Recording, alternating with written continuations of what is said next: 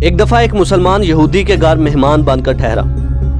یہودی نے مسلمان کے سامنے انگور پیش کیے۔ مسلمان انگوروں کو کھانے لگ پڑا۔ تھوڑی ہی دیر کے بعد یہودی نے شراب پیش کی۔ مسلمان نے کہا شراب حرام ہے، میں اسے نہیں پیوں گا۔ تو یہودی کہنے لگا یہ جو انگور تم نے کھائے ہیں انہی سے شراب بنتی ہے، تو انگور حلال اور شراب حرام کیوں ہے؟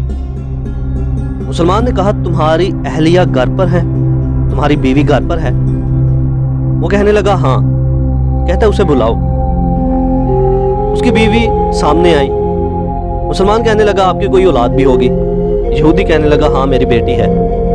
مسلمان نے کہا اسے بھی بلاؤ۔ اس نے اپنی بیٹی کو بھی بلایا۔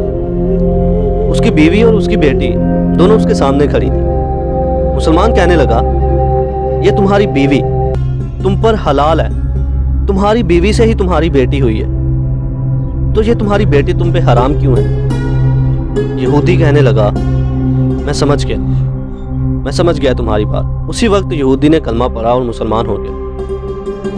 دوستو کہنا یہ چاہتا ہوں کہ ہمیں علم ہونا چاہیے کہ حرام کیا ہے اور حلال کیا ہے۔ ہمیں اس چیز کا علم ہونا چاہیے کہ ہمارے حق میں کون سی چیز بہتر ہے اور کون سی چیز بہتر نہیں ہے۔